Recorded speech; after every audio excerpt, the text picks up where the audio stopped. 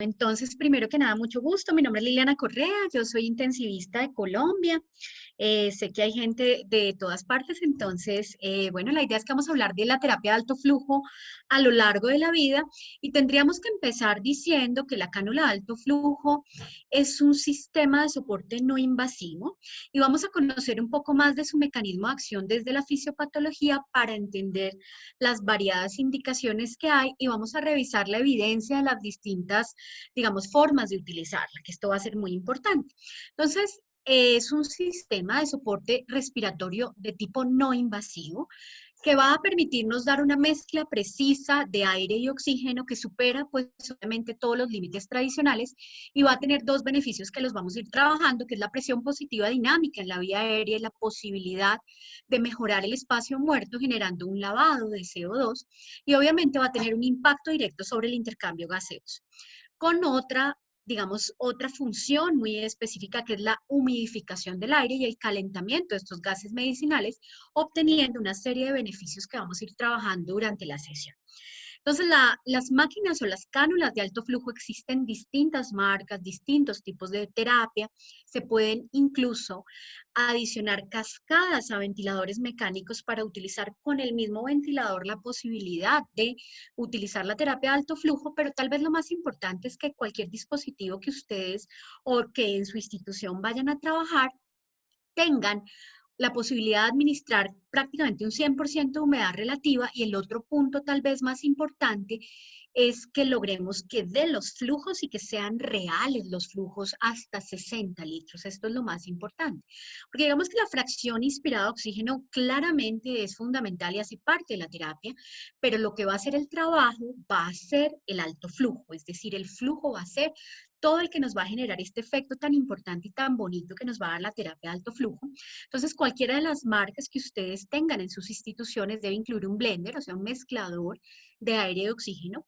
Esta capacidad humidificadora que nos dé estos 44 miligramos de agua por litro de humedad relativa, que va a ser un 100% de terapia húmeda, un calefactor, porque es lo que nos va a dar esta posibilidad de graduar la temperatura a 31, 34 o 37 grados y vamos a irnos a trabajar sobre los 37 grados y buscando que el paciente los tolere y va a tener este dispositivo que es una cánula nasal que tiene un diámetro amplio.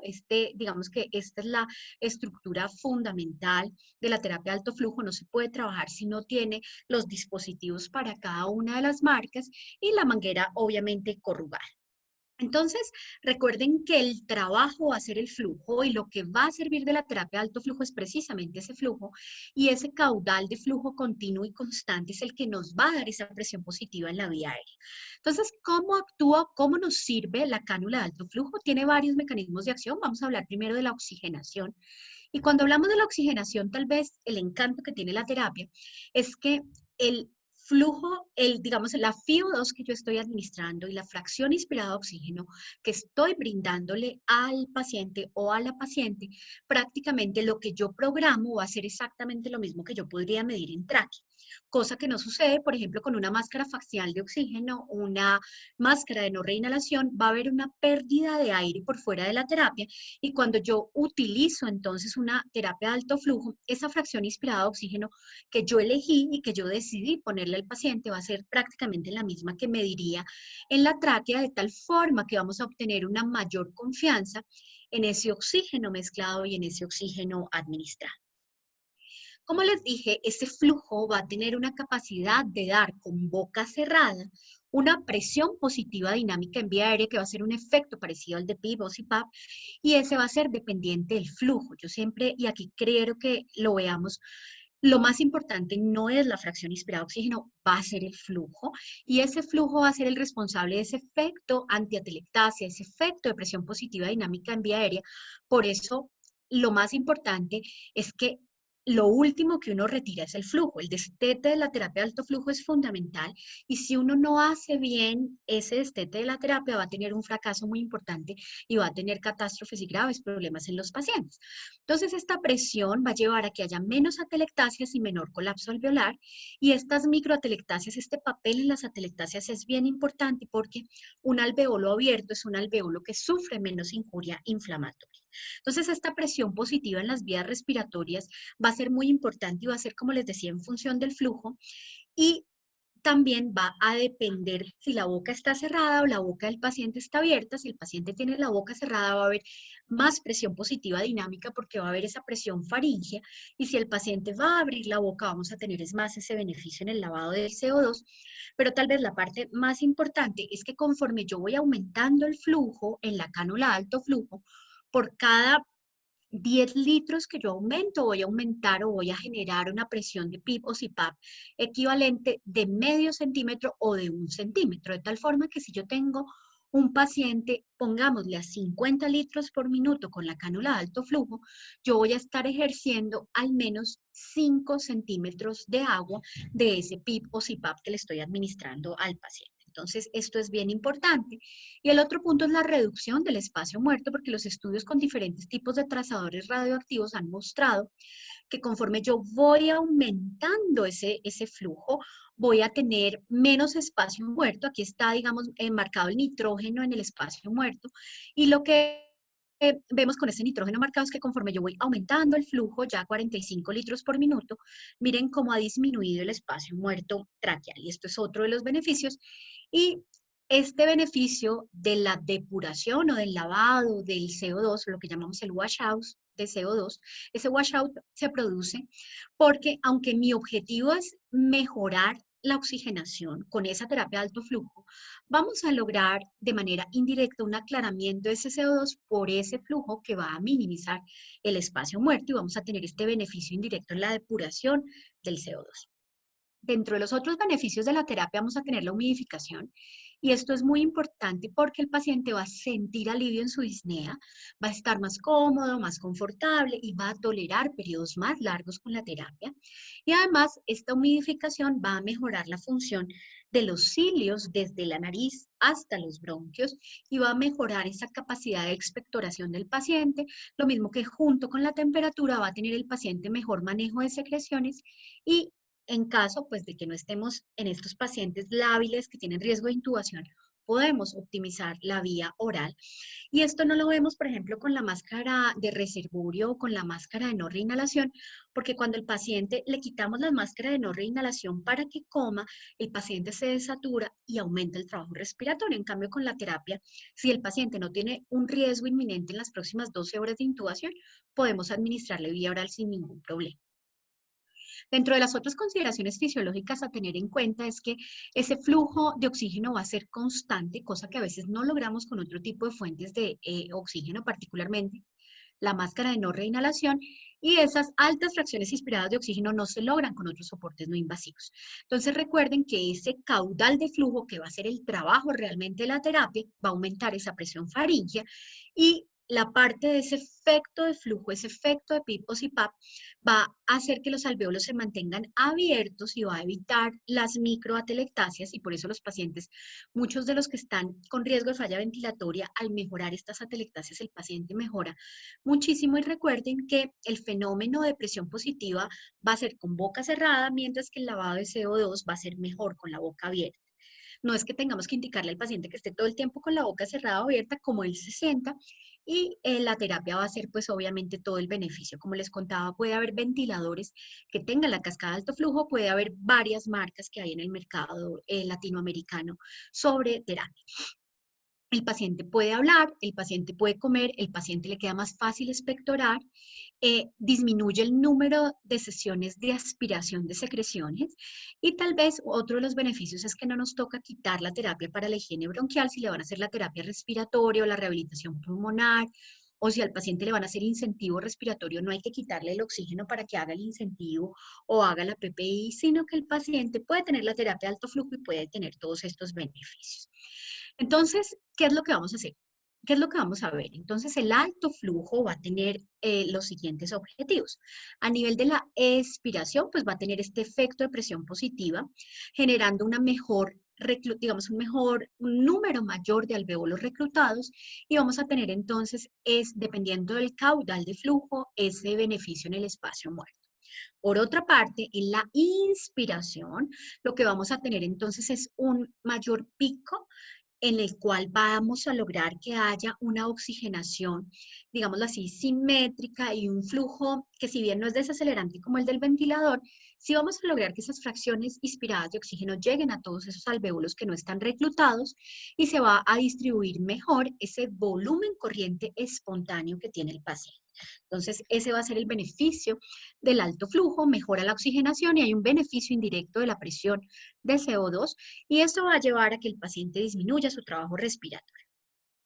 La humidificación y el calor, aparte del confort y la comodidad del paciente, va a tener rol también en las microatelectasias junto con este fenómeno del alto flujo y la disminución del trabajo respiratorio pues va a llevar a que el paciente haga un menor esfuerzo inspiratorio y además se va a disminuir la frecuencia respiratoria y el volumen minuto. Entonces, conociendo un poco como la terapia, vamos a hablar de lo que nos dice la literatura de indicaciones basadas en la evidencia. Entonces, tenemos que estar validado para falla ventilatoria hipoxémica, pero también para aquellos pacientes que tienen riesgo de falla en la extubación como un switch para evitar la falla en la extubación, en paciente oncológico o en pacientes con hipoxemia de fin de vida, también en paciente que no es intubable por alguna directriz anticipatoria o por alguna razón, digámoslo así, por ejemplo, un trasplante de médula ósea, que no quiere intubar esos pacientes porque aumenta la mortalidad. También en inmunosuprimidos, pacientes, por ejemplo, con VIH o posquimioterapia.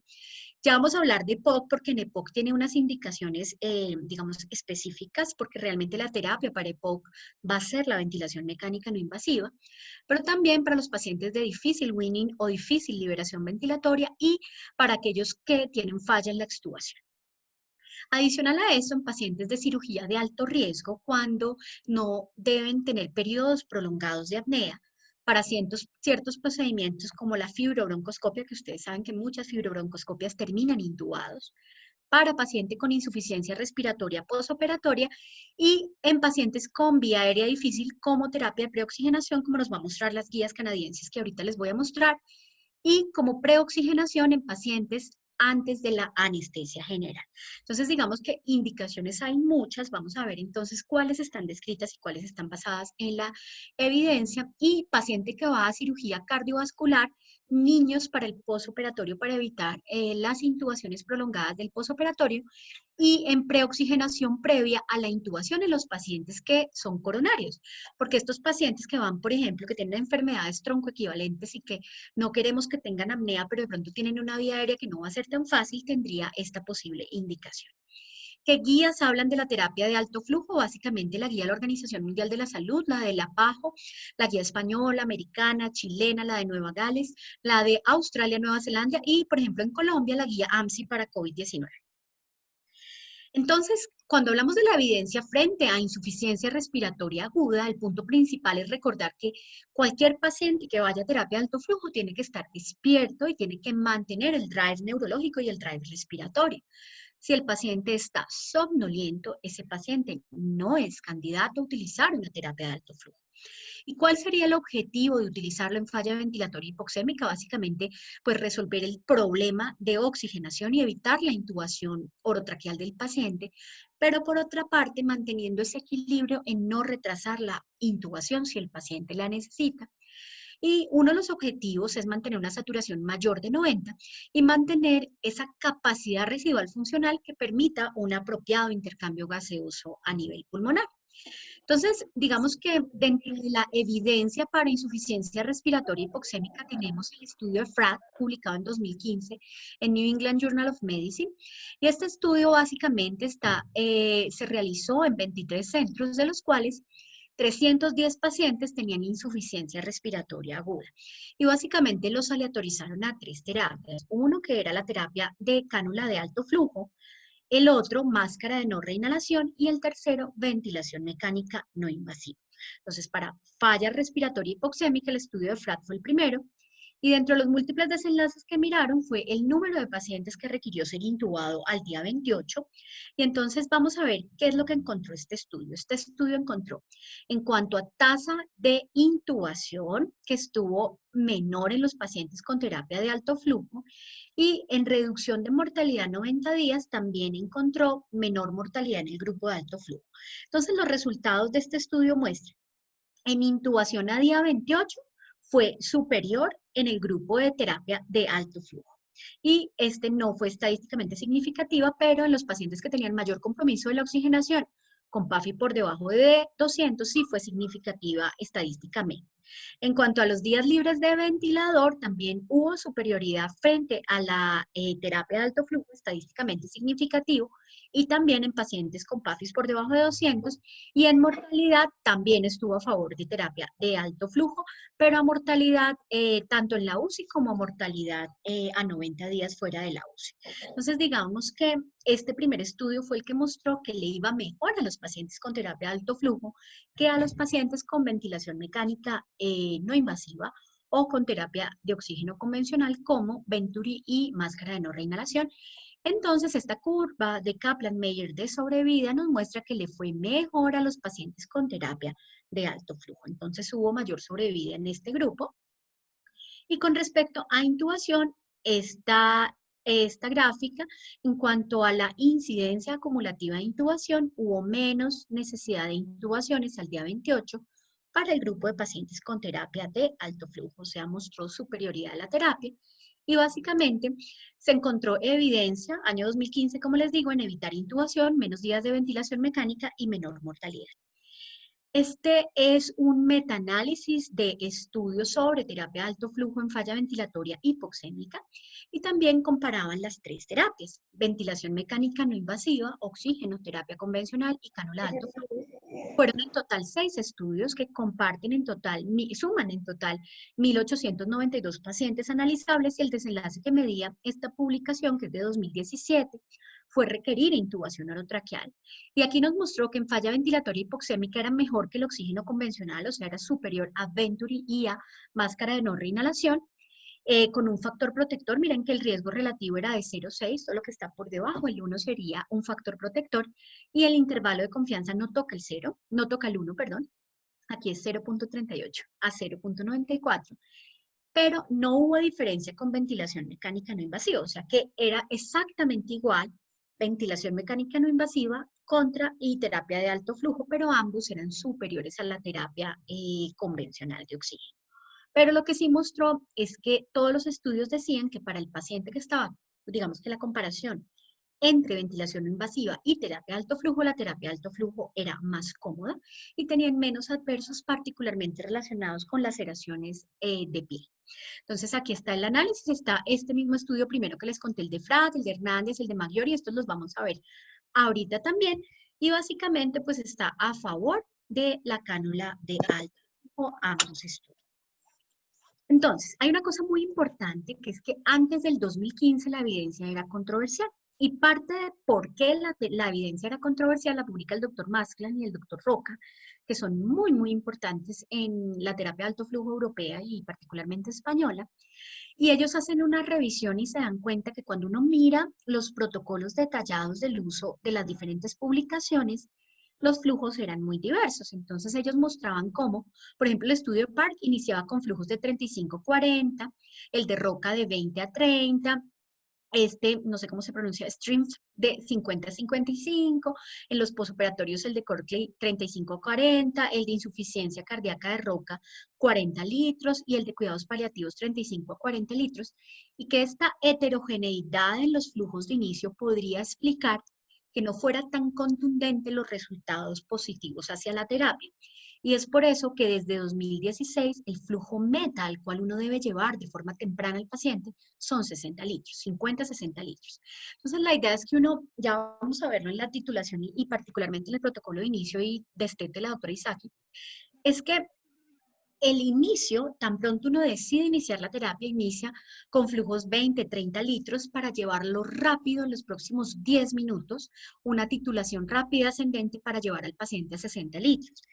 Y si yo voy a decir que la terapia fracasó, es porque tengo al paciente con 60 litros, porque recuerden que lo que va a aliviar el trabajo respiratorio es el flujo, es el que tiene todos estos efectos de llevar la FIO2 hasta los alveoles distales, de tener este efecto de SPIP o CPAP de hasta 5 o 6 centímetros de agua, y va a tener este rol en las micro y en las macroatelectasias, y vamos a tener este efecto de presión positiva dinámica en la vía aérea, y además el lavado de CO2. Entonces, miren cómo hay una cantidad de estudios que ya se empiezan a ver que muestran beneficio de la terapia de alto flujo. Todos estos que tengo acá muestran beneficio y solamente este de Jones es el que muestra no beneficio para terapia de alto flujo. Entonces tenemos todos estos a favor y este que no.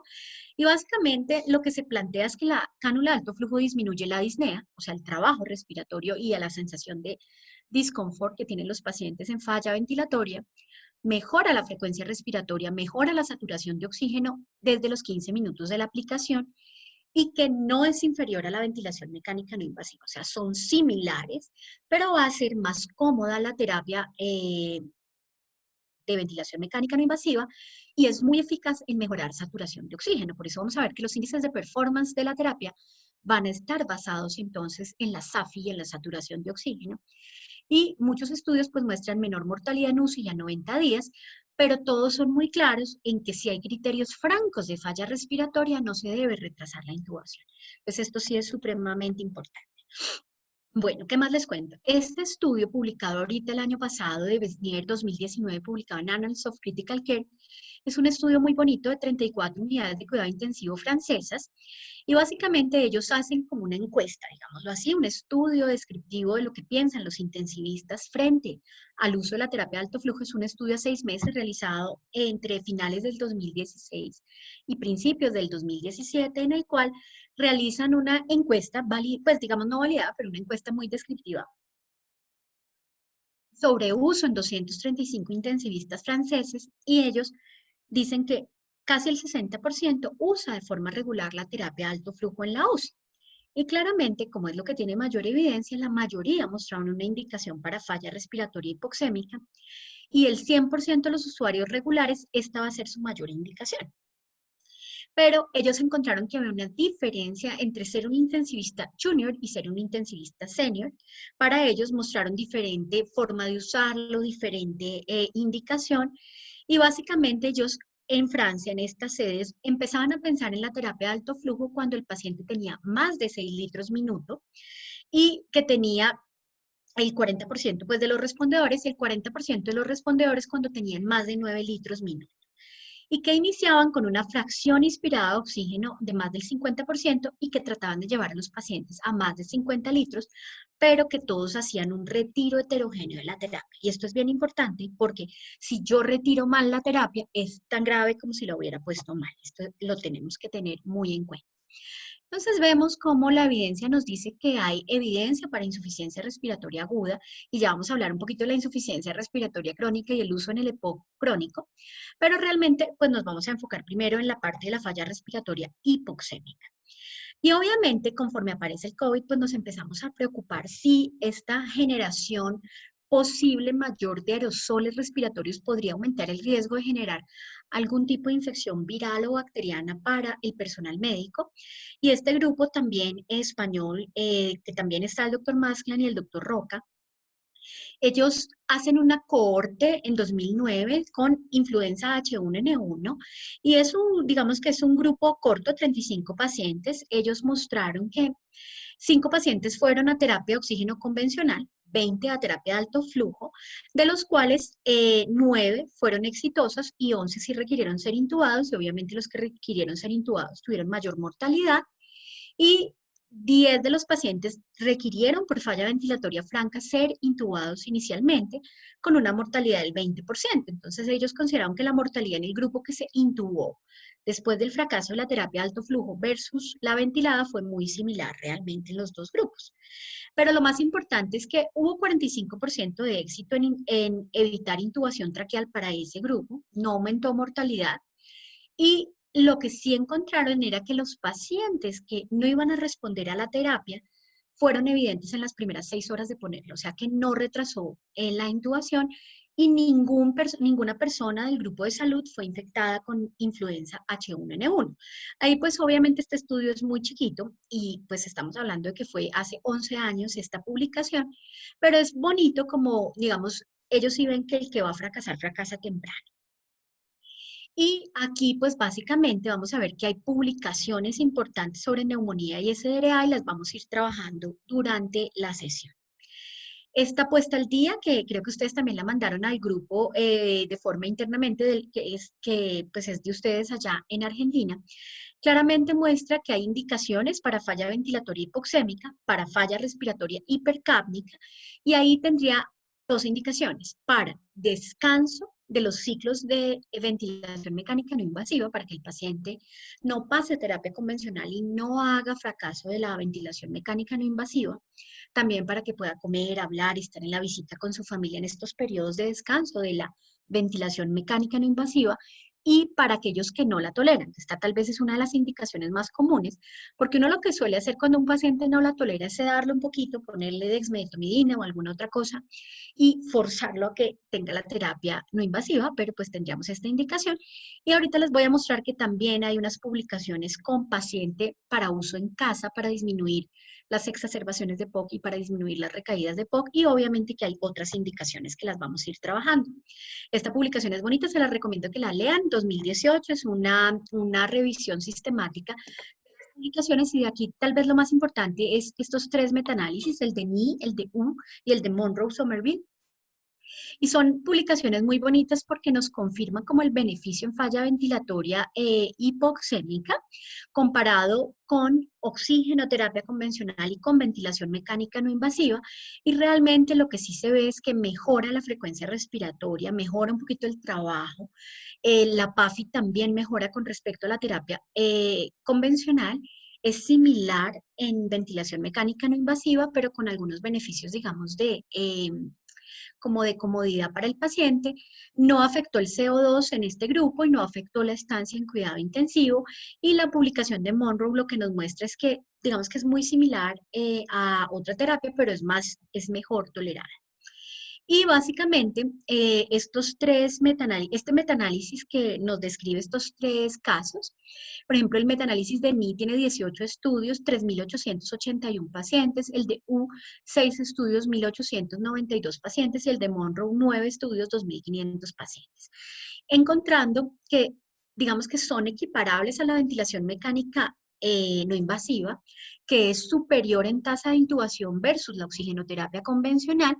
También lo mostró la terapia U, que hay menor intubación en la terapia de alto flujo y digamos que hay mejor tolerancia en el estudio de Monroe. Hay una cosa muy importante y es el uso apropiado en la terapia. Cuando hablamos del uso apropiado, digamos que sí es muy importante que se haga el aumento que les cuento del flujo, porque los estudios que no mostraban tanta evidencia contundente frente a éxito era porque usaban flujos muy bajitos, arrancaban con 20, 30 litros, obviamente el paciente fallaba y era porque no tenían los flujos apropiados. Y la idea es que cuando se aumenta el flujo de forma rápida y uno logra rápidamente llevar al paciente 50 o 60 litros en los primeros 10, máximo 15 minutos de inicio, disminuye el esfuerzo respiratorio, mejora, todo ese pulmón va a estar más aireado, esas microatelectasias pues van a ser resueltas y el paciente va a empezar a disminuir ese trabajo, mejorar la compliance dinámica y obviamente le sube la oxigenación. Claramente uno desde los flujos bajos ya empieza a obtener beneficios, pero la terapia, por eso se llama de alto flujo, porque el trabajo es el flujo y tenemos que mantener el flujo, y esto va a ser muy importante en el destete. Entonces recuerden que la meta es llevar al paciente en lo posible a 50, 60 litros. ¿Por qué les digo 50? Uno debería decir 60 para todos los pacientes, pero sabemos que hay dispositivos que no logran llegar a esos 60 y que también depende un poquito del tamaño y la talla de la interfase.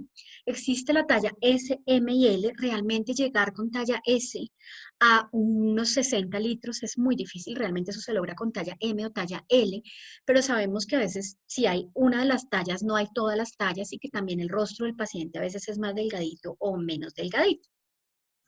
También tenemos evidencia en prevención y manejo de falla en la extubación, y recuerden que para cualquiera de las indicaciones tiene que estar el paciente alerta y manteniendo el drive. Entonces, esta publicación en JAMA, que es muy bonita, la del doctor Hernández, aleatorizó 600 pacientes, 300 a recibir ventilación mecánica no invasiva y 300, bueno, 300 y piquito a ventilación mecánica no invasiva y 290 a terapia de alto flujo. Y básicamente el que encontró que al comparar la cánula de alto flujo, pues tuvo menores reintubaciones, menos insuficiencia respiratoria, no retrasó la decisión de reintubar al paciente. que si yo le evito a alguien una reintubación, pues el paciente va a durar menos en la UCI, va a durar menos en el hospital. Y cuando se compara la ventilación mecánica no invasiva con la terapia de alto flujo para switch en los pacientes de difícil destete o de difícil, digamos, difícil liberación ventilatoria y alto riesgo de falla en la extubación, es igual hacer switch a ventilación mecánica no invasiva o igual terapia de alto flujo. Obviamente para aquellos pacientes que tienen ese riesgo de reintubación, no es que lo voy a hacer en todos los pacientes, pero esos pacientes que tuvieron ventilación mecánica prolongada, que tienen patología pulmonar previa, cirugía torácica, EPOC, por ejemplo, adicional a la infección o a lo que lo haya llevado, si estuvo mucho tiempo en la UCI, probablemente tienen más riesgo de falla en la extubación y como a veces no es tan fácil predecir qué pacientes van a fallar o no, uno puede hacer switch con ventilación mecánica no invasiva o con cánula de alto flujo, pero pues obviamente digamos que la comodidad de la cánula de alto flujo sí es superior. Este estudio que les mostré entonces de Hernández fue un estudio de no inferioridad y básicamente el outcome o el objetivo era evaluar reintubación a las 72 horas y ellos daban un chance de ese margen de no inferioridad del 10% y realmente lo que mostró fue que la ventilación mecánica no invasiva, que aquí fue en modo BiPAP, no fue inferior el alto flujo a esta ventilación mecánica no invasiva, realmente les fue prácticamente igual en evitar reintubación e insuficiencia respiratoria, pero sí los adversos de cánula de alto flujo fueron 0 versus 42%, que fueron prácticamente todas lesiones de piel, de rostro, y hubo un poco menos de estancia en UCI de forma no significativa para la terapia de alto flujo. Esa era la publicación de Hernández. Y esta publicación, que es la de Fernández, también con el grupo del doctor Maskland, es también para la evidencia que hay sobre terapia de alto flujo para prevenir la falla en la extubación en pacientes de alto riesgo, pero que no fueran hipercápnicos. O sea, aquí no incluyeron pacientes con EPOC, porque vamos a ver que para EPOC, digamos que la terapia ideal no invasiva va a seguir siendo la ventilación mecánica no invasiva. Pero aquí que no incluyeron en este grupo pacientes hipercápnicos, este estudio fue aleatorizado, controlado en pacientes categorizados con alto riesgo de falla en la extubación, comparando terapia de alto flujo versus oxígeno solito, no oxígeno por ventilación mecánica no invasiva, encontró que era protector la terapia de alto flujo con un OR de 0.43 y que tampoco toca el 1 y que fue estadísticamente significativa. Entonces lo que se veía era que si el paciente tenía alto riesgo de falla en la extubación, oxigenoterapia convencional versus terapia de alto flujo, pues fue protector de reintubación la terapia de alto flujo con un chance de 0.43, o sea, protector.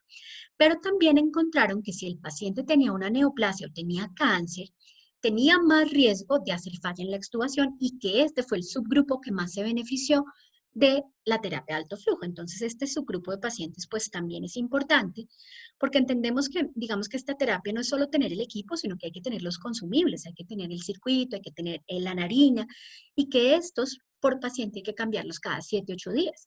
Entonces, esto pues tendría un costo importante. Ahora, esta publicación del doctor Maggiori, él tiene varias publicaciones con terapia de alto flujo, pero básicamente esta es una comparación entre terapia con Venturi versus terapia de alto flujo, publicada en 2014. 105 pacientes y ellos medían básicamente la PAFI y la necesidad de algún tipo de soporte ventilatorio adicional y de reintubación. Y pues la terapia fue a favor de la cánula de alto flujo, con menos casos intubados, menos resequedad de mucosas y menor necesidad de retiro del dispositivo. Entonces, estas son las 3 artículos que tienen evidencia frente a terapia post-extubación, el de Maggiore y los 2 de Hernández, y el otro que les mostré de Fernández que no estaba incluido en este metaanálisis. Pero digamos que sí está a favor. Hay otras indicaciones que de pronto no apliquen tanto para el grupo que estamos acá, que trabajamos más en UCI, pero es la posibilidad de utilizarlo en cirugía y en salas de cirugía para preoxigenación, procedimientos cortos que el paciente no queremos que se desature o para el postoperatorio. Les comparto pues que hay bastante evidencia, hay sobre todo evidencia en cirugía cardíaca, cirugía abdominal, cirugía de tórax y sobre todo en cirugía de alta complejidad, que uno no quiere que el paciente quede mucho tiempo intubado, pero que también va a ser de pronto difícil de extubar, en cirugía cardiovascular, sobre todo pediátrica y en paciente con comorbilidades, que no queremos que haga apnea en el momento de la intubación. Este estudio es para niños después de cirugía cardíaca pediátrica y básicamente es que se sabe que cuando un niño que lo operan de cirugía cardíaca congénita y que requiere ser reintubado en la unidad de cuidado intensivo, aumenta la mortalidad y aumenta los riesgos hemodinámicos para ese niño. Entonces, esta prueba es con cánula de alto flujo y mostró que les va mejor en cuanto a la frecuencia respiratoria y, por tanto, al consumo de oxígeno, y que además tenía beneficios con respecto a la intubación en cuanto a estabilidad hemodinámica con una P estadísticamente significativa. Y vemos entonces cómo la cánula de alto flujo era preferible para los niños que la intubación, porque la intubación sí presentaba unos cambios hemodinámicos que podían complicar la corrección de la cirugía cardíaca compleja. También hay procedimientos en adultos, el estudio de PAR con 166 personas que van a terapia de oxígeno convencional versus alto flujo, está el grupo de Stefan y el de Corley. Para cirugía torácica, el grupo de Yu, que le fue mejor, digamos, hubo menos hipoxemia en el grupo de terapia, perdón, en el grupo de alto flujo hubo menos hipoxemia. Y también para posoperatorio de cirugía mayor abdominal. Hay la posibilidad de incluir este uso de la terapia antes de la intubación traqueal y el estudio del doctor Miguel Montañez en 2015 básicamente es para prevenir la desaturación durante la intubación en pacientes que ya tenían un compromiso o una hipoxemia leve a moderada. Y básicamente este es un estudio que hacen con más de 100 pacientes en cuidado intensivo que requerían ser intubados. Compararon la máscara de no reinhalación versus la terapia de alto flujo. Y el punto es que yo tengo la máscara de no reinhalación, pero la tengo que quitar para hacer el procedimiento de la intubación. Entonces el grupo de los pacientes con alto flujo se desaturaba menos y tenía menos periodos con saturación por debajo de 80, y esto fue estadísticamente significativo, y que la terapia de alto flujo se puede mantener durante todo el procedimiento de la intubación, mientras que la máscara la tenemos que quitar para intubar. Entonces, incluso yo pienso que en casos de que fracase la cánula de alto flujo, pues uno la deja puesta mientras intuba al paciente para evitar estos periodos de apnea que pueden comprometer hemodinámicamente al paciente. Yo creo que todos hemos tenido ese paciente que no es tan fácil de intubar o que se desatura terrible y hace bradicardia extrema o paro en la intubación. Entonces, realmente esta terapia podría apoyarnos esta parte. Y las guías canadienses en la segunda parte, publicada en 2013, sobre la vía aérea difícil, considera pues que aparte de todos los tratamientos que hay para la vía aérea difícil anticipada, podría incluirse para la intubación para evitar este riesgo de hipoxemia profunda durante las intubaciones difíciles, incluso con un equipo experto. Y también está indicada para fibrobroncoscopia porque todos sabemos que el paciente durante la fibrobroncoscopia se desatura, sobre todo los que son de hemorragia alveolar o de neumonía por neumocistis girovechi, que son tan hipoxémicos, podría ayudarnos a tener una mayor facilidad durante la fibrobroncoscopia. Otras indicaciones, estas tres publicaciones avalan el uso en EPOC, una muy antigua, 1996, la de Bell 2015 y la de Stogart 2018. Y básicamente en EPOC tiene papel en las salas de urgencia y emergencias, básicamente para no tener que escalar el soporte ventilatorio. Entonces, si el paciente llega con EPOC y un predominio hipoxémico, podría plantearse la terapia de alto flujo, y este es un estudio en 2 salas de emergencias de Australia con 100 pacientes, de los cuales la mitad era de EPOC, y redujo la necesidad de escalar soporte ventilatorio, reduce la disnea, reduce el trabajo respiratorio y el paciente pues tiene mejor confort. El estudio de Storgard es interesante porque es la terapia ambulatoria a largo plazo, recordando que no es tanto la FIO2, sino es el flujo como tal. Entonces, el paciente, ¿qué es lo que hacían con estos pacientes? Les ponían durante la noche la terapia de alto flujo, 8 horas para dormir, a 20 litros por minuto con el oxígeno convencional que les da el concentrador de oxígeno normal que tienen los pacientes en la casa. Aleatorizaron 200 pacientes y lo que encontraron era que el paciente que utilizaba alto flujo en la noche tenían menos exacerbaciones de POC, menos admisiones hospitalarias y que además referían mejores puntajes de calidad de vida medida por este puntaje SGRQ, estadísticamente significativo, y además tenían mejores gases y tenían además el CO2 más bajito. Entonces encontró pues estos beneficios, pero obviamente todavía faltan más estudios para el uso ambulatorio. Ya hay varias marcas que lo están, digamos, vendiendo para el uso ambulatorio en paciente con EPOC. Y la otra indicación, la de asociar ventilación mecánica no invasiva a terapia de alto flujo en EPOC, estudio de FRAD también 2014, estudio de Spoletini 2018, es que la persona que requiere estos ciclos de ventilación mecánica no invasiva por EPOC se cansa, pero cuando se lo quitamos para que coma, para que reciba la visita, pues el paciente hace hipoxemia profunda o se desatura o hace más trabajo respiratorio y luego le cuesta uno más trabajo volverlo a acoplar al segundo o al siguiente ciclo. Entonces, estos estudios, particularmente este de Spoletini, es prospectivo, es multicéntrico, y lo hicieron con 54 pacientes en los cuales se sabía que iban a requerir más de 2 días de ventilación mecánica no invasiva. Entonces lo que hacían era ponerle la ventilación no invasiva y enlazar en los momentos de descanso de estos ciclos, ponerle la terapia de alto flujo y les fue pues muy bien a estos pacientes. Y el otro estudio era con 28 pacientes también alternándolo y encontró que había menos periodos de disminución de la oxigenación y que era muy bien tolerado. Entonces, digamos que serviría, pero de todas maneras hay que recordar que el tratamiento del EPOC va a ser es la ventilación mecánica no invasiva, porque si no, digamos que la idea de la ventilación mecánica no invasiva es mejorar esa hiperinsuflación dinámica. Tenemos otras indicaciones en paciente paliativo, en paciente inmunosuprimido, en paciente oncológico y en paciente no intubable.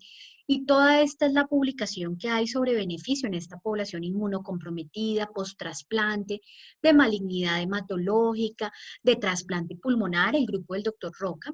Y no beneficio lo mostraron el de Lemial y el de Arana. Entonces, obviamente que tendríamos que entrar a mirar cuál fue el protocolo que utilizaron en cada uno de los estudios para ver si de pronto fue que no se llegó a estos litros o que definitivamente eran pacientes que necesitaban intubación. Que mostraron en paciente paliativo oncológico o inmunosuprimido la evidencia que la terapia de alto flujo es superior al Venturi o a la máscara de no reinhalación en cuanto a necesidad de intubación. O sea, es superior a la oxigenoterapia convencional. Para paciente oncológico, inmunosuprimido, trasplantado, hematológico, es superior a ventilación mecánica no invasiva. Entonces, esto es bien importante porque en terapia, digámoslo así, habíamos visto que en falla ventilatoria hipoxémica eran similares, no era inferior la terapia de alto flujo, pero aquí en paciente inmunosuprimido, en paciente no intubable o en paciente post-trasplante sí es superior a la no invasiva, tanto en intubación como en mortalidad, y definitivamente pues es superior a dispositivos de oxigenoterapia porque, por ejemplo, los pacientes con trasplante pulmonar, pues uno no quiere volverlos a intubar, ¿cierto? Entonces, eso nos mostró. Tiene algunas publicaciones en asma, pero para niños en estatus asmático, con perfil de eficacia y seguridad, mejoría gasimétrica y mejoría de taquicardia y taquipnea, pero es que realmente la cánula de alto flujo en niños, en neonatos y en paciente lactante, digamos que la evidencia es como contundente, entonces esto es como muy similar. En cuanto a insuficiencia cardíaca, tiene estos 3 estudios, el de Kang, el de Halbor y el de Catarrá, y realmente digamos que es controversial la evidencia, pero lo que se ha visto es que a algunos pacientes les mejora la disnea y la sensación de clase funcional, y esto es, pues, digámoslo así, como importante. Como les había mostrado, había una publicación antigua de hace 11 años en la cual se hablaba de seguridad para el equipo de salud. Y ese estudio había sido realizado en el grupo del doctor Masklan en Barcelona con la época de la influenza H1N1 y este estudio asiático de japonés, básicamente ellos les preocupaba si había riesgo de dispersión patógena y está publicado en el Journal de Infección Hospitalaria y realmente pues este estudio mostró que esta generación de aerosoles se queda en el espacio proximal de la cara y de la cánula y que realmente no vieron un aumento del riesgo y que era probable que la cánula de alto flujo no aumentara el potencial riesgo de infección. En cuanto a las contraindicaciones, pues tal vez lo más importante es que el paciente no tenga drive respiratorio, o sea, somnolencia o compromiso del estado de conciencia, está absolutamente contraindicado. Y también cuando hay criterios inminentes de intubación, pues no hay que retrasar la intubación, hay que intubar al paciente. Hiperinflación dinámica, pues porque vimos que en el EPOC la indicación 1A es la ventilación mecánica no invasiva. Cuando hay cualquier cosa que obstruya la vía aérea, el paciente que recibió medicamentos está narcotizado o cuando hay inestabilidad hemodinámica o shock persistente, porque ahí nos toca intubar. Y recordar que la presión dinámica no va a contrarrestar el autopip y no va a ser suficiente para el paciente con EPOC, por lo cual para EPOC la indicación va a seguir siendo ventilación mecánica no invasiva. Podemos incluir la terapia de alto flujo de pronto en el escenario de urgencias y también la podremos incluir cuando hay déficit de ventiladores y la podemos incluir para los periodos de descanso. Evidencia en COVID-19, pues tenemos en Colombia la guía de la AMSI, que es la guía, la declaración de consenso última del 17 de julio para la atención del paciente con COVID, y ellos hacen estas recomendaciones, se las copié textuales, digamos, para los que estamos aquí en Colombia, y es que se recomienda la cánula de alto flujo donde esté disponible en paciente con COVID-19 a nivel del mar, para PAFIs por debajo de 300, y para nivel del mar, pues también, digamos que ellos la recomiendan entre 200 y 300, ya de ahí en adelante como que empiezan a pensar un poco más en intubación. Y para SAFIs que también estén entre 200 y 300. Pero cuando estamos en altura mayor a 2000 metros sobre el nivel del mar, esta terapia se podía considerar, pero para pacientes que tengan la PAFI entre 100 y 200. Por ahora, para PAFI por debajo de 100, la indicación del consenso de la AMSI es que se intuben los pacientes. Claramente, sí lo hemos usado en pacientes con PAFIs por debajo de 100 que no tienen trabajo respiratorio, con, digamos, un éxito que por ahora no se ha medido y no se ha publicado. Por otra parte, se recomienda en pacientes críticos el uso de cánula de alto flujo, idealmente si tuviéramos presión negativa, aunque esto podríamos negociarlo con la ventana abierta porque realmente la recirculación de aire es lo que es importante. Y si uno no tiene habitación de presión negativa, se puede optar por una habitación individual cerrada a la puerta hacia el exterior, pero uno sí puede abrir las ventanas. Y obviamente pues que siempre tenga todo el equipo, la protección necesaria, que el paciente use una mascarilla quirúrgica por encima de la cánula de alto flujo. Y es importante que si hay sospecha de COVID-19 haya una distancia prudencial de 2 metros con otros pacientes. Y claramente se recomienda intubación inmediata en pacientes que tengan un índice de ROX, ya lo vamos a ver muy bien el índice de ROX por debajo de 3, después de 2 horas de iniciada la cánula de alto flujo, intubar inmediatamente sabiendo que el retraso de la intubación aumenta la mortalidad y también la recomiendan como punto de buena práctica cuando se han agotado los ventiladores mecánicos. La Surviving Sepsis Campaign, la versión de marzo 27 para COVID-19, hace dos recomendaciones, la 25 y la 26. La primera es que, bueno, no hay evidencia directa en pacientes con COVID-19, pero el panel de expertos utilizó evidencia indirecta en otros pacientes críticos.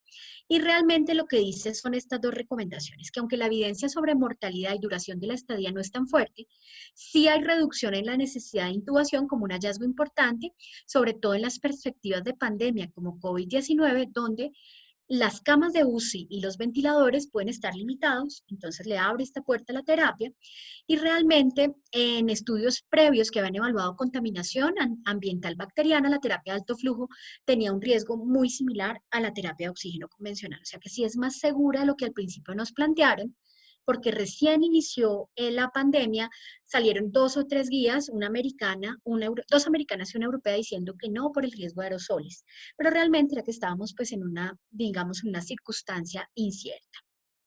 Y realmente, pues, ¿qué más aerosoles a los que uno se expone cuando intuba?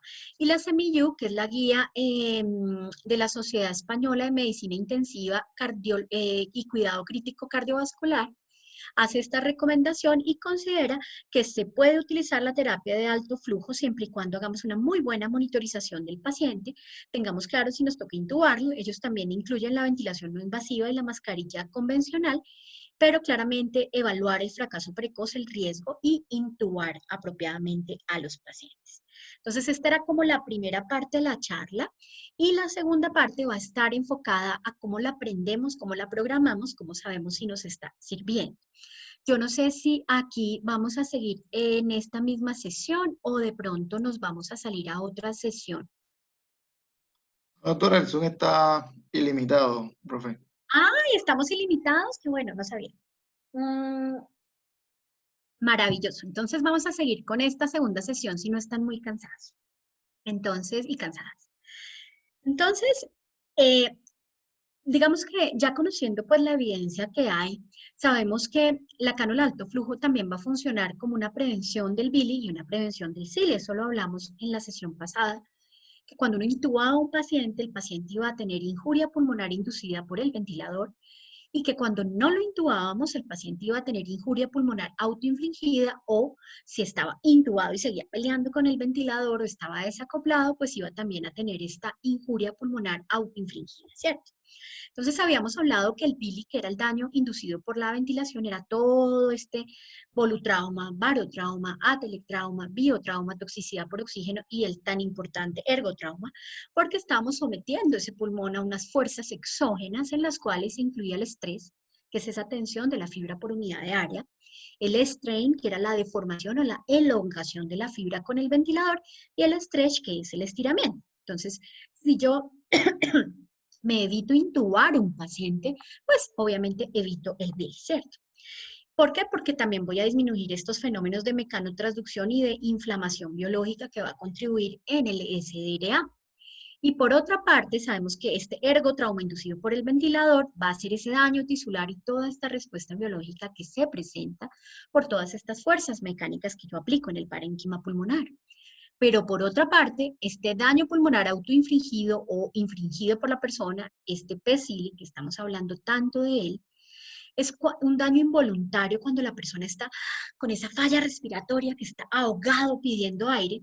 Esto va a llevar a un aumento de la presión negativa transtorácica, va a hacer que el pulmón se vuelva más pesado, haga edema intersticial, aumenta la presión superimpuesta y va a ganar peso el pulmón y va a progresar pues el SRA. Y ese PES-CILI puede suceder tanto en paciente no intubado, en el cual yo tengo o que intubarlo o ponerle una terapia de alto flujo que alivie ese trabajo respiratorio, o en paciente intubado, en cuyo caso lo tengo que sedar bien, lo tengo que relajar, pues poner bloqueadores neuromusculares según lo que requiera. Entonces, vamos a revisar, estas son las referencias que utilicé para lo que vamos a ver, sobre las indicaciones que ya las vimos, el inicio, la titulación, el retiro progresivo y cómo suspendemos la terapia. Claramente hay que recordar que pacientes no son candidatos y básicamente no van a ser candidatos aquellos que tienen franca falla respiratoria. Estos pacientes no son candidatos y no son candidatos pues claramente si están muy desaturados a pesar de tener oxígeno apropiado, siguen por debajo de 80, bueno, 88 esto era antes del COVID, pero digamos que ahorita todos toleramos saturaciones más bajitas, polimnéicos, los que tienen asincronía toracoabdominal, disociación toracoabdominal, que usan músculos accesorios, que les vemos aquí jalando pues el esternocleidomastoideo, aquellos que tienen acidosis respiratoria severa o los que tienen inestabilidad hemodinámica y están en choque, estos pacientes definitivamente no. Entonces, yo tengo que evaluar si el paciente que le quiero intentar poner la terapia de alto flujo está en franca falla ventilatoria o no. Si está en franca falla ventilatoria, pues toca intubarlo e iniciar ventilación mecánica. Y si el paciente no está en franca falla ventilatoria, pues yo puedo intentar la terapia de alto flujo. Y recuerden que mi objetivo va a ser el flujo, porque el que hace el trabajo y el que hace esta presión dinámica en la vía aérea es el flujo. Y mi idea es llevar al paciente a 50 o 60 litros, pero sí voy a buscar la menor fracción inspirada de oxígeno requerida para esta meta de SAFI que yo me puse. Entonces, ¿qué hago? Yo prendo la terapia, inicio con 20 a 30 litros y rápidamente en 10 a 15 minutos debo llevar ese flujo de 60 litros, idealmente de 50 litros si el paciente no lo toleró o si la interfase nasal, la cánula no es del diámetro M o L, y empiezo con una FIO2 de 100%. Entonces, así arranco. FIO2 del 100%, temperatura de 37, 20 litros. A los 2 minutos, 25 litros, 30 litros. Y voy subiendo de tal forma que a los 10, máximo 15 minutos, yo tenga el paciente en 60 litros. Y una FIO2 del 100%, que es la que luego le voy a bajar. Ahora, ¿por qué queremos aumentar ese flujo rápido? Para disminuir el esfuerzo respiratorio, para mejorar esas zonas aireadas y con menos atelectasias y para mejorar esta compliance dinámico. Y recuerden que la meta va a ser 60 litros. Entonces, aquí les doy el protocolo de la doctora Shaki. Este protocolo es uno de los mejores y más, digámoslo así, prácticos para la utilización de la terapia de alto flujo. Entonces, lo primero que uno se tiene que preguntar es si está su paciente en una falla respiratoria hipoxémica. Y la pregunta es, ¿tiene criterios de intubación inminente o está inconsciente o está en choque persistente. Si el paciente está en choque, está acidótico o está con disociación toracoabdominal y en franca falla ventilatoria, no hay que gastarse el insumo, no hay que gastarse los consumibles, no hay que abrir y destapar la cánula. Si el paciente hay que intubarlo, toca intubar. Y si yo tengo un paciente que quiere utilizar cánula de alto flujo porque tiene alto riesgo de que se me deteriore, haga apnea durante la intubación, ahí, bueno, la podría indicar, ¿cierto? Ahora, si el paciente no tiene estos criterios inminentes de intubación, vamos a iniciar la terapia de alto flujo y la vamos a iniciar entonces ¿cómo? Con una fracción inspirada de oxígeno del 100%, temperatura de 37 y rápido lo voy a llevar a 60 litros por minuto. La mayoría de pacientes no toleran ponerle los 60 litros por minuto. De hecho, en un taller que yo estuve, uno recién se la ponen, así sea 20 litros, siente como ese pequeño golpe facial, pero luego es muy cómoda y sí se tolera muy bien el aumento y realmente sí mejora algunos variables y cuando se hace la prueba pues del ejercicio que lo ponen a uno que es sedentario a hacer un montón de ejercicio y te ponen la cánula de alto flujo, uno sí siente el alivio de la disnea inducida por ejercicio, pero probablemente no toleramos los 60 litros, digamos, de una, entonces hay que tratar de llevarlo rápido a unos 10 minutos a estos 60 litros. Y luego yo empiezo a monitorizar el paciente y empiezo a monitorizarlo viendo si sigue taquicárdico, si no ha mejorado la saturación, si persiste esa sincronía, si persiste el uso de músculos accesorios como esternocleidomastoideo o músculos intercostales, si sigue con acidosis respiratoria, pues ahí tendría que pensar en ventilación no invasiva o en intubación. Si el paciente no tiene estos criterios, puedo continuar la titulación de acuerdo al confort del paciente y la temperatura debe ser basada en el confort del paciente. La gran mayoría de los pacientes se sienten cómodos a 37 grados, pero hay pacientes que les da calor por el encierro de la UCI, las cortinas, las puertas y piden que les baje a 34. Casi nunca uno tiene pacientes, digamos, tenerlos a 31 grados no tendría beneficio. La idea es que esté en la gran mayoría en 37, que vamos a obtener estos beneficios basados en la temperatura, en movilización de secreciones y pues que el paciente va a estar con un mayor confort. Y por otra parte, seguimos monitorizándolo y la idea es que uno hace ese seguimiento más o menos 48 horas y a esas 48 horas es como el tiempo en que uno ya debe definir si va a empezar a destetar o a hacer el winning. Y este winning ya lo vamos a detallar, pero lo más importante es que lo primero que uno baja es la fracción inspirada de oxígeno, porque el trabajo es el flujo. Luego lo último que yo quito es el flujo.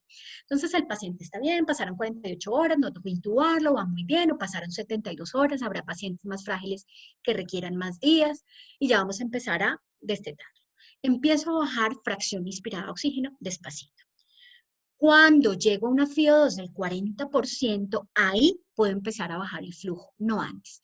Si yo tengo un paciente que está, por ejemplo, que es una cosa que uno a veces hace con el ventilador, uno empieza a bajar presiones del ventilador y baja FIO2, no, acá primero baja FIO2 y si el paciente toleró esto, vamos ahí sí a empezar a bajar el flujo y solamente cuando tenemos la FIO2 por debajo de 0,4, o sea, por debajo del 40%, ahí empiezo a bajar el flujo y lo voy a bajar a despacito.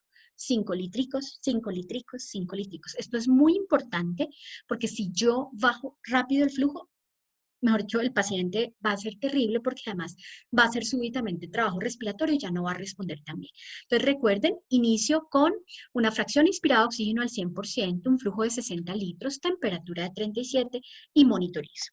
Si no me toca intubarlo, ponerle en invasiva, continúo titulándolo.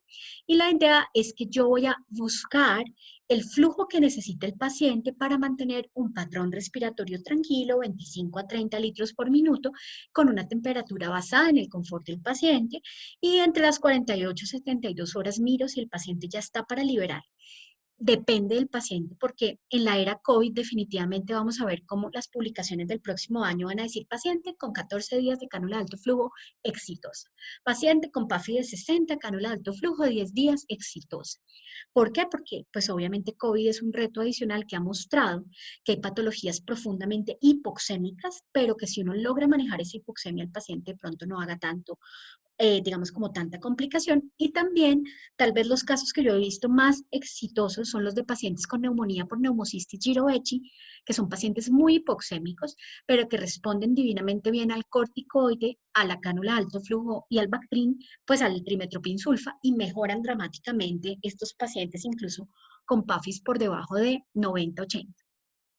Y bueno, en la altura, ¿no? En Bogotá lo que habíamos hablado la vez pasada de la altura. Y con respecto a el winning de la terapia de alto flujo, recuerden que primero bajamos FIO2. Cuando el paciente está en un FIO2 de 40%, ahí sí empezamos a bajar el flujo. Entonces estamos en 60 litros, si llegamos a FIO2 de 40, ahí sí bajo 55 litros, dejando la FIO2 igual. 50 litros, 45 litros y ahí. Cuando ya logro llevar al paciente a 15 litros por minuto, ahí lo puedo pasar a un dispositivo convencional. Entonces recuerden que al inicio empiezo 20 a 30 litros y rapidito en 5 a 10 minutos lo tengo que estar llevando 50 a 60 litros y recordar también tan importante el destete.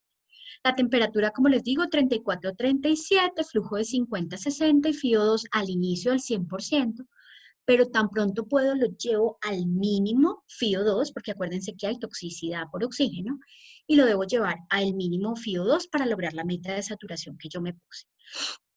¿Qué vamos a ver fisiológicamente en el paciente? Hay distintos tiempos en los cuales vamos a encontrar beneficio. En cuanto a la frecuencia respiratoria, vamos a ver ese beneficio en los primeros 5 a 10 minutos. Entonces, el paciente está ahogado, polimnéico, respirando 40 por minuto, le pongo la terapia de alto flujo y empieza a bajar y ya a los 15 minutos yo debería ver ese beneficio en la menor frecuencia respiratoria. El beneficio en la oxigenación lo debo estar viendo a los 10 minutos, que ya lo llevé a los 60 litros, o a los 15 minutos, ya debo estar viendo también ese beneficio. El alivio de la disnea se puede demorar un poquito más, porque acuérdense que una persona que siente disnea, o nomás piensen ustedes cuando hacen mucho ejercicio, uno se demora un tiempito en recuperarse. Si yo salgo ahorita y salgo corriendo rápidamente, me pongo disneica y me voy a demorar más tiempo en recuperarme que lo que salí corriendo. Entonces la disnea más o menos va a estar sobre la media hora. Y la retracción y el uso de músculos accesorios ya debe haber parado a la media hora. Y si tenía algún grado leve de asincronía toracoabdominal, porque si era importante, pues tuve que haberlo intubado también a los 30 minutos. Entonces, estos parámetros, si se dan cuenta, son clínicos. Y ahorita vamos a ver que acompañado con el ROX y con el ROX modificado con frecuencia cardíaca, uno con solo parámetros clínicos, sin tomar radiografía y sin medir gases, está viendo el beneficio de la terapia de alto flujo. Los gases tienen un problema en la terapia de alto flujo, que es que como tenemos FIO2 tan altas, pues realmente a veces tenemos FIO2 del 100%, entonces cualquier PAFI calculada con una FIO2 del 100% siempre va a salir bajita. Entonces van a ver que el papel y la evaluación va a ser muy clínica, y vamos a hacer esta titulación dinámica que vimos tan clara de la doctora Isaki. Y recuerden que ante cualquier clínica de falla ventilatoria hay que intubar, no se puede retrasar la intubación. ¿Y cuál es la idea? Que yo empiezo con ese FIO2 del 100%, pero yo la voy a destetar esa fracción inspirada de oxígeno de acuerdo a mi saturación objetivo. Entonces, para Bogotá, con que el paciente sature 88, 90 está supremamente bien, pero si estamos a nivel del mar 92, 93, 95, la evidencia muestra que más de 95, 96 de saturación no tiene ningún beneficio. Entonces, uno debe tratar de mantener siempre las fracciones inspiradas de oxígeno más bajitas y uno puede ponerse una meta de acuerdo al paciente, 94, 95, si está embarazada y es una materna, pues hay que tenerla con más de 95 de saturación para lograr que el bebecito esté con apropiada oxigenación, y sostengo el flujo hasta lograr esas metas de oxigenación. No se afanen en bajar el flujo, a menos que es que el paciente de verdad dice que no lo tolere. Aguanten el flujo, porque el tratamiento de la terapia de alto flujo pues va a ser el flujo. Los gases se pueden hacer después de 2 a 4 horas, aunque recuerden que los parámetros son más clínicos porque los gases pueden preocuparnos innecesariamente y el paciente de pronto estar muy bien con la terapia de alto flujo. Va a ser una terapia exitosa, pero sigue la PAFI comprometida porque tiene FIO2 muy altos. Y no hay que hacer las radiografías distintas con la cánula de alto flujo. O sea, no tengo que hacer ni radiografía todos los días, ni 2 veces al día. No cambia el protocolo que yo tengo institucional. Y ante cualquier criterio de falla, por favor, intubar.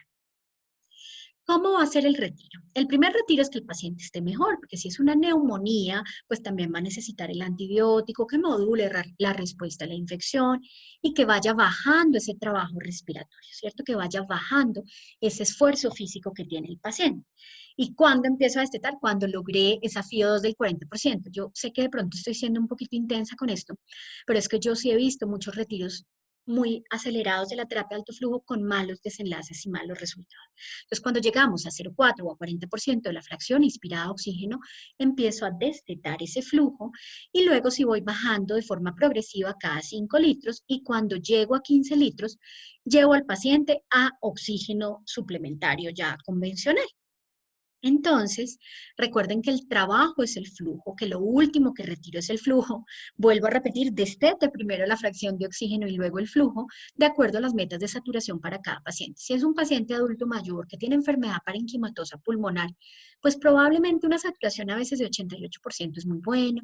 Si tenía, por ejemplo, una fibrosis pulmonar y por esa razón yo no lo quiero intubar porque nadie quiere intubar una fibrosis pulmonar, pues yo tengo que ser muy permisivo y con 85 estará divinamente bien de saturación y voy disminuyendo de a 5 litros suavecito cada 2 a 4 horas. Y ya cuando tengo menos de 15 litros, pues ya podría llevarlo a un dispositivo convencional. Y aquí está el destete que nos mostró el protocolo de la doctora Isaki. Y también recuerden que tienen unos dispositivos para ponerlo en la tapita de la traqueostomía y va a ser útil para los pacientes con difícil liberación ventilatoria y es superior a la tienda de traqueostomía y hay publicaciones que muestran superioridad. Ahora, ya sabemos iniciarlo, ya sabemos titularlo. ¿Cómo saber que la terapia sí es exitosa? Mm, Esto se llama la evaluación del desempeño del performance de la terapia. Entonces, ¿qué es lo que se ha visto? Lo primero es que uno debe conocerlo muy bien, usarla bien para que le vaya bien. Dos, tener alguna manera de evaluar predictores de éxito. Y tres, si el paciente sigue con polipnea, sigue con disociación toracoabdominal a los 30 minutos, lo más probable es que requiera ya ser intubado. Entonces aparecen varios índices. Vamos a compartir los dos más bonitos, que son el índice de ROX y el índice de ROX modificado con frecuencia cardíaca. El índice de ROX, también liderado por el grupo barcelonés del doctor Masclan y el doctor Roca, básicamente, este índice va a ser una relación muy bonita entre la SAFI y la frecuencia respiratoria y es un predictor clínico a la cabecera del paciente que no requiere gases, no requiere radiografía, no requiere sino que miremos el paciente, tengamos un reloj, miremos la frecuencia respiratoria y miremos el monitor. Entonces, la saturación de oxígeno sobre la fracción inspirada de oxígeno, sobre la frecuencia respiratoria, ese es el índice de ROX, la SAFI sobre la frecuencia respiratoria. Esta primera validación, 2016, 157 pacientes en falla ventilatoria, de los cuales 28% requirieron ser intubados. Para esta época, 2016, a las 12 horas, el índice de ROX, que para ellos fue el mejor predictor, fue 4,88. Ya les voy a mostrar que el índice de ROX también ha variado y que para COVID también estamos siendo mucho más permisivos con valores más bajitos. Y básicamente con este punto de corte de 4,88 les daba el mejor área bajo la curva predictora, fue estadísticamente significativa y les dio un hazard ratio de 0,2 con un intervalo de confianza muy bueno y también estadísticamente significativa. Entonces, para esta primera, digamos, escala de predicción sobre éxito de cánula de alto flujo, el ROX clásico, SAFI sobre frecuencia respiratoria, punto de corte 4,88 y los pacientes que estaban por debajo de 4,88 tenían más riesgo de fracaso y los que estaban por encima de 4,88 tenían mayor probabilidad de éxito y esta es la curva de probabilidad de estar liberado del ventilador mecánico. Entonces recuerden, índice de ROX, SAFI sobre frecuencia respiratoria. Esta fue la validación inicial del grupo de Barcelona. Pacientes por debajo de 4,88 tenían fracaso de la terapia. Perfecto. Ahora, esta publicación de Rodríguez en Annals of Intensive Care Medicine en 2019 también habla sobre los predictores de liberación de la terapia de alto flujo. ¿Cómo saber qué paciente ya puede empezar a hacer el destete y cuáles no? Este artículo es súper bonito porque realmente uno a veces trata de disminuir muy rápido la terapia o hacer un destete muy rápido. Y yo creo que ahorita en tiempos de COVID es donde más nos beneficiamos de mostrar estrategias que nos digan qué paciente sí está listo para que le quitemos la cánula de alto flujo. Entonces, básicamente lo que ellos ven es que si el paciente tiene un ROX más de 9.2 y ya lo llevamos a una FIOS del 40, ese paciente, cuando le hagamos el destete del flujo, lo vamos a lograr. Es el mejor predictor. Entonces, miren que el protocolo de la doctora Isaki solamente nos decía que debíamos iniciar el destete cuando teníamos FIO2 de 40 y ahí bajar el flujo, pero algunos pacientes fallaban, ¿cierto? Y aquí vemos que si le estamos haciendo el ROX para evaluar performance de la terapia y riesgo de intubación, ¿por qué no usarlo al revés? Para ver qué pacientes se benefician más de quitarles ya la terapia. Y cuando el índice de ROX estaba mayor de 9, ese paciente ya estaba listo para liberar. Y era el mejor valor de éxito del retiro. ¿Qué ventajas vemos con respecto a este índice o puntaje de ROX, que está a la cabecera del paciente y que se puede utilizar en diversas horas y que hay diversos puntos de corte validados en las horas? Y vamos a ver que también ahorita se está utilizando de forma vectorial, como si uno hiciera una curvita para ver qué paciente va a mejorar y quiénes no. Y lo que se ha visto es que tiene un valor predictivo positivo de éxito superior al 80%, siendo netamente clínico, sin requerir ningún paraclínico, y que se va a poder definir en las primeras 24 horas la falla.